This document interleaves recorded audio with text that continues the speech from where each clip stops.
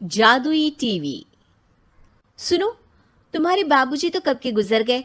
अब उनका जो सामान है वो पड़े पड़े कबाड़ा हो रहा है। बेच ही दो, कुछ पैसे आ जाएंगी। बात तो सही है। अगले संडे फुर्सत में यही करेंगे। अगले संडे रोहित सारा सामान कबाड़ी को घर बुला के दे देता है। तभी उसकी नजर बाबूजी की पुरानी टीवी पर जाती है, जो इतने सालों तक कूड़े में पड़ी थी, फिर भी चमचमा रही थी। टीवी तो देखो, जैसे एकदम नई हो। हाँ, बाबूजी को टीवी देखना बहुत पसंद था।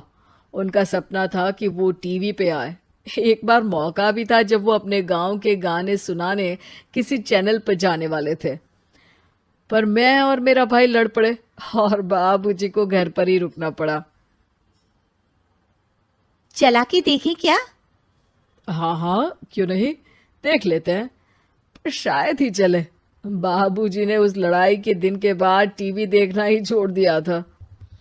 टीवी चालू करने के लिए उसमें केबल वायर लगा दिया जाता है। एक न्यूज चैनल चालू हो जाती है। स्वर्ग की सीढ़ी के रास्ते हैं तीन, तीनों के तीन रास्ते हैं संगीन।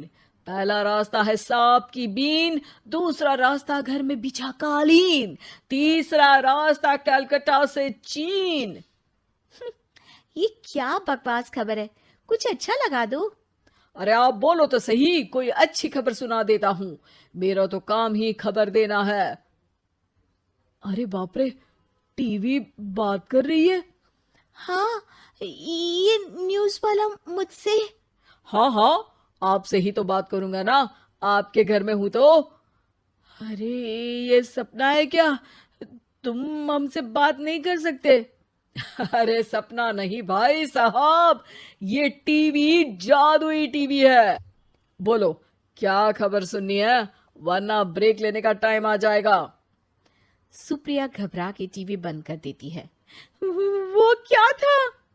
अरे एक बार और चालू करके देखे, फिर से बात करेगा तो चैनल बदल देंगे। सुप्रिया फिर टीवी चालू कर देती है। अरे ऐसा कोई मुंह पे टीवी बंद करके जाता है क्या? मुझे बुरा लगा आपका नेचर। चाय पानी तो पूछो। सुप्रिया टीवी के बटन से चैनल बदल देती है। अब टीवी पर एक फिल्म चल रही है। अरे ये तो सूर्यवंशम है ना? हाँ, और ये ठाकुर को जहर की खीर दे दी और उसको पता भी नहीं है। ए भाई, खीर मत पीना, उसमें जहर है, मत पीना। ठीक है महाशय, जैसा आप कहें। हाँ। अरे, आपकी बात मान ली, पूरी पिक्चर ही अब तो बदल जाएगी। मतलब ये सच में जादुई टीवी है? तभी वहां कबाड़ी आ जाता है। भैया, टीवी के 150 रुपए दूंगा, चलेगा? अरे 1.5 करोड़ में भी ना दे तुमको ये टीवी हम। अरे 1.5 करोड़ खरीदने को होते तो तुम्हारे घर में ये पानी चाय नहीं पीता, अंबानी या टाटा के घर बैठा कोल्ड कॉफी पीता।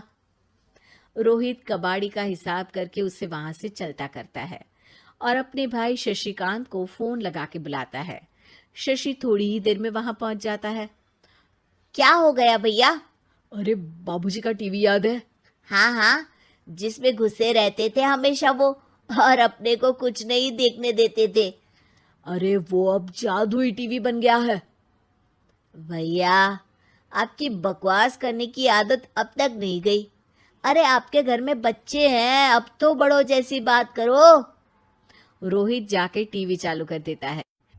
टीवी पर एक जादू का शो हो रहा है जिसमें एक जादूगर है। अब मैं अपनी टोपी में से कबूतर निकालूंगा। श्रिंग ब्रिंग शरिंग बम फोपा फुफी फुफा बाउ। टीवी से कबूतर निकलता है और शशिकांत के सर पर आकर बैठ जाता है। भैया, ये क्या हो रहा है? भैया इसे उड़ाओ। ए कबूतर, जा जा, कबूतर चल निकल। अब मैं टोपी में से सांप सुनते ही शशिकांत कांप जाता है और भाग के टीवी बंद कर देता है।